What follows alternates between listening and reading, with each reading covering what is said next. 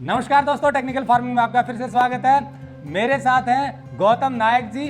नस्ल सुधार पर, पशुओं की विशेषकर गायों की नस्ल सुधार पर बहुत अच्छी बातें बताएंगे, क्योंकि ये पिछले कई सालों से साहिवाल नस्ल पर काम कर रहे हैं। ये हरियाणा में सोनीपत ज़िले के झिंझोली गांव में सूर्या फाउंडेशन के प्रशिक्षण शिविर में हेड हैं और यहाँ पर काम कर रहे हैं। बच्चों को प्रशिक्षण भी देते हैं और साथ में गौपालन कर रहे हैं और साहिवाल नस्ल की ब्रीड पर काम कर रहे हैं। इनकी पूरी बात जरूर सुनिएगा, क्योंकि पशुपालन में लाभ के लिए ब्रीड डेवलपमेंट पर ध्यान देना बेहद जरूरी है। आज ये आपको बताएंगे कि साहिवाल नस्ल या देसी नस्ल की गाय की नस्ल सुधार कैसे करें। तो चलिए शुरू करते हैं। नमस्कार जी गौतम जी। नमस्कार। गौतम जी, आपने बताया कि गाय के, विशेषकर देसी नस्ल की गाय की, अगर नस्ल पे ध्यान नहीं देंगे तो लाभ ज़्यादा नहीं होगा पशुपालकों को। तो आप ज़रा दर्शकों को बताइए कि आप क्या ध्यान रखते हैं। ये जो बहुत अच्छी गाय आपने तैयार की हैं साहिवाल नस्ल की, इसमें किन किन चीज़ों का ध्यान आप रख रहे हैं और पशुपालकों को क्या रखना चाहिए? जी प्लीज़ दर्शकों को। टेक्निकल फार्मिंग चैनल को सब्सक्राइब करें और बेल आइकन भी दबाएं, ताकि आगे आने वाले वीडियो की नोटिफिकेशन आपको मिलती रहे। जैसा कि आप सबको पता है, भारत दूध उत्पादन के क्षेत्र में दुनिया में एक बहुत बड़ा स्थान रखता है। लेकिन अगर हम देखें, प्रति गाय औसत दूध उत्पादन हमारे यहाँ आज भी बहुत कम है, जो विदेशों में बहुत ज़्यादा है। और इसका मुख्य कारण है, हमने पिछले दिनों में नस्ल संवर्धन पे काम नहीं किया। वर्तमान सरकार और कहें 5 से 10 सालों के बीच में हमारे यहाँ देश भर में एक बहुत अच्छा माहौल देसी गायों के ऊपर बना है, देसी गायों के संवर्धन के ऊपर बना है। ये संवर्धन बहुत ज़रूरी है। हम गायों के जिस भी नस्ल पर काम कर रहे हों, गिर है, साहिवाल है, थारपारकर है, हम यहाँ साहिवाल ब्रीड पे काम कर रहे हैं।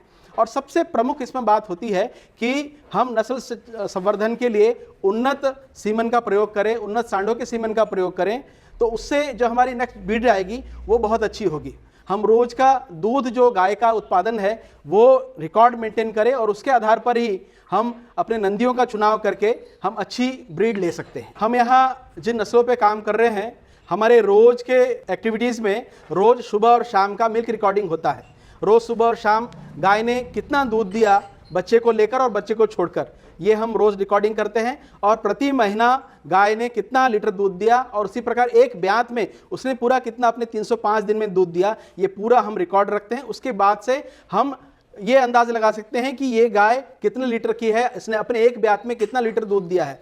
और इसी प्रकार उसको जो हम जिस बुल का सीमन लगाएंगे वो कितने लीटर वाला लगाएंगे, उससे हम अच्छी और उसके संतान अच्छी ब्रीड ले सकते हैं। तो यानी कि आपने बताया कि ब्रीड डेवलपमेंट के लिए, नस्ल सुधार के लिए पहले ये देखना चाहिए कि जो बुल है उसका रिकॉर्ड क्या, ट्रैक रिकॉर्ड क्या है। यानी कि आप ज़्यादातर जो बुल का सीमन लाते हैं कहाँ से अरेंज करते हैं? क्या कोई ऐसे स्थान होते हैं जहाँ से कि अच्छी नस्ल के बुल मिले, या खुद ही बुल तैयार करना पड़ता है? सबसे पहले ब्रीड जब हम डेवलप करते हैं, अच्छे नंदियों का चयन बहुत ज़रूरी है। उसकी माँ ने कितना दूध दिया है, क्योंकि नंदी ही दूध देते हैं। आपको ये बड़ा आश्चर्य लगता होगा कि नंदी कैसे दूध देते हैं, लेकिन वास्तव में जो नंदी होगी उसकी माँ ने जितना अच्छा दूध दिया होगा उसकी संतति उतनी अच्छी दूध देती है। बहुत अच्छे भारत के ऐसे संस्थान हैं, NDRI करनाल है, लुवास है और इस प्रकार से NDDB है।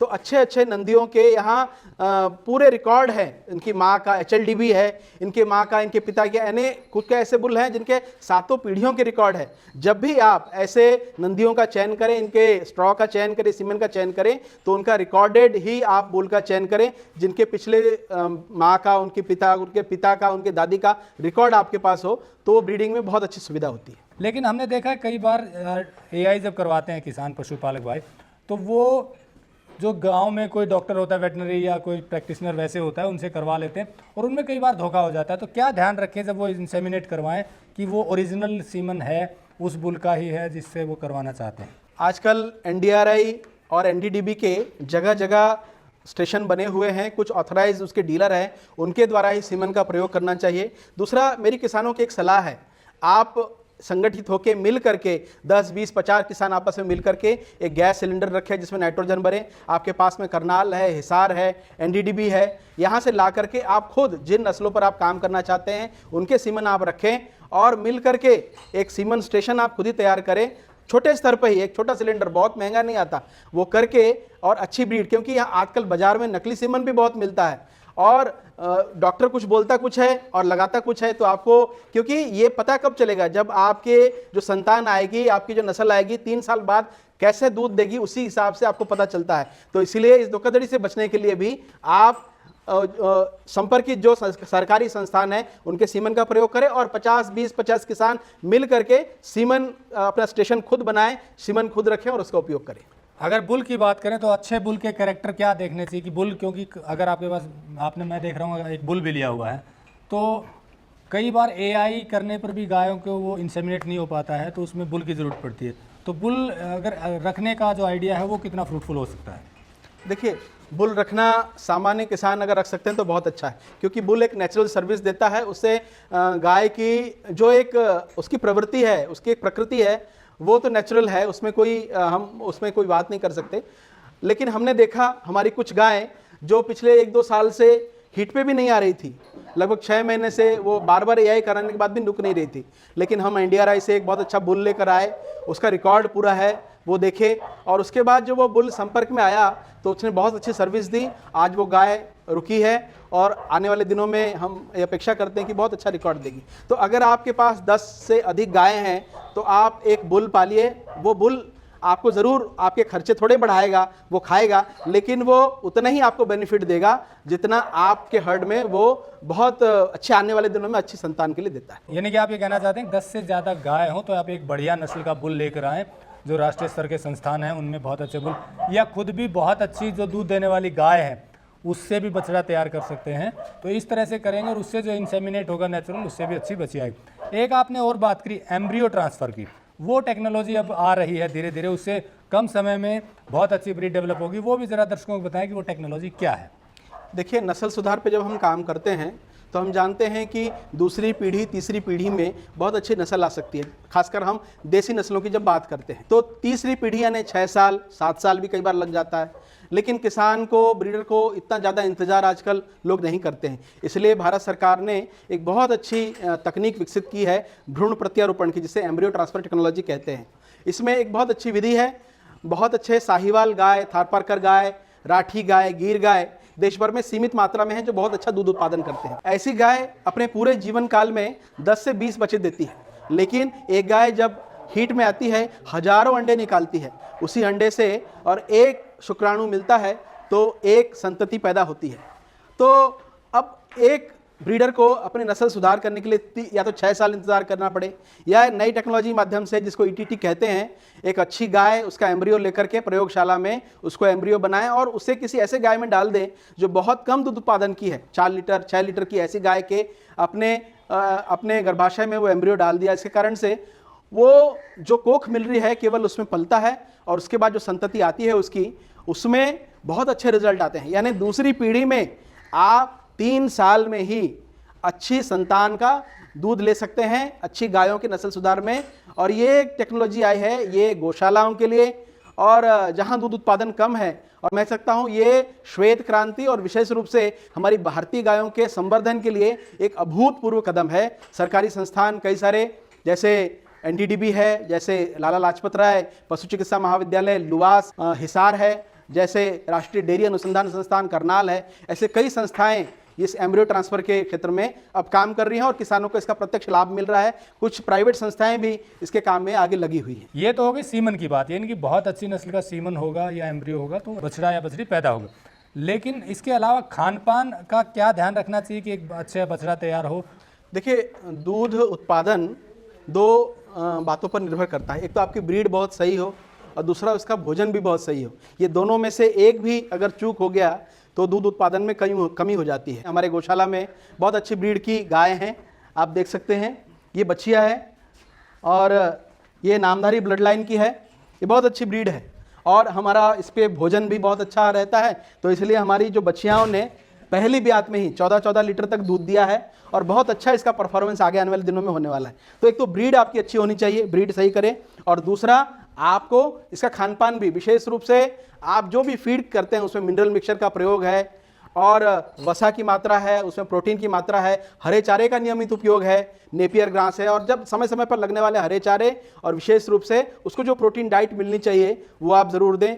कैल्शियम का प्रयोग है, ऐसी कुछ चीज़ें, क्योंकि पुराने समय में गाय विचरण करती थी, घूमती थी, वो जो चाहे वो खाती थी, जैसा चाहे वो खाती थी। लेकिन अब गाय एक जगह बंधी है, उसको जो खिलाते हैं वो उसको खाना पड़ता है। इसलिए उसके जो खनिज मिश्रण है, उसको जो पोषक तत्व चाहिए, उसकी पूर्ति हमने स्वयं करनी पड़ेगी। अच्छे सीमन और अच्छे खान पान का नतीजा है ये। देखिए हमारी 2.5 साल की ये जमुना है, हमने हर एक गायों का नाम रखा है। ये जमुना ये अपनी पहली ब्यात में है, यानी अभी तक इसने बच्चा भी नहीं दिया।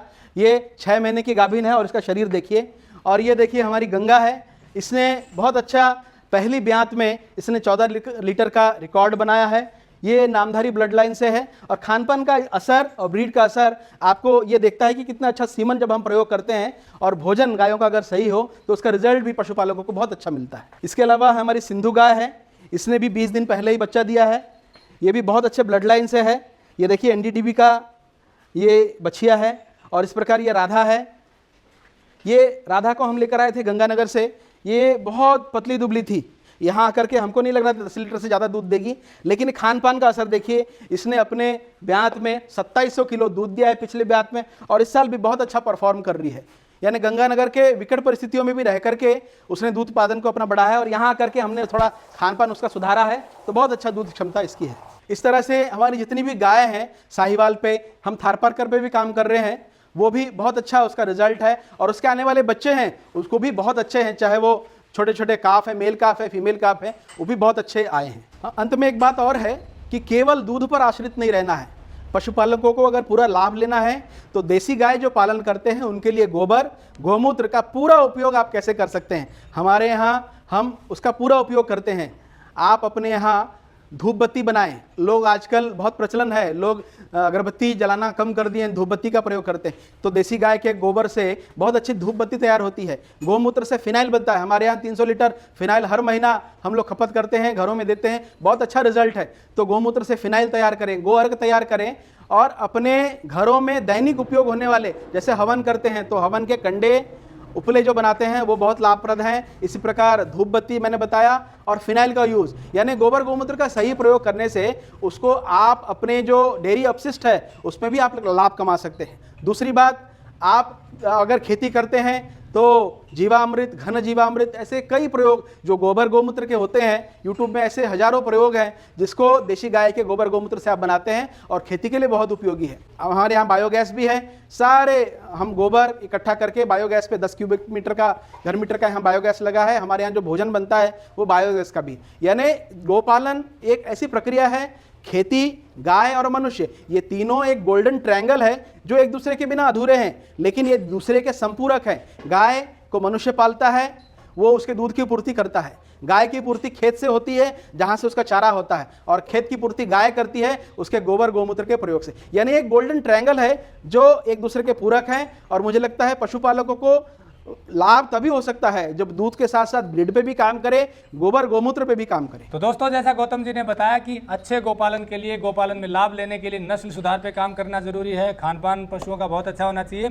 इसकी और अधिक जानकारी के लिए, अगर विस्तार से आप गोपालन को समझना चाहते हैं, तो ये एक प्रशिक्षण शिविर का भी आयोजन कर रहे हैं यहाँ झिंझोली में ही, अपने प्रशिक्षण शिविर में। ये प्रशिक्षण शिविर कब लगेगा, इसमें आप कैसे एंट्री ले सकते हैं, इसकी जानकारी भी लेते हैं। हमारे यहाँ प्रति पशु दूध का अनुपात कम है।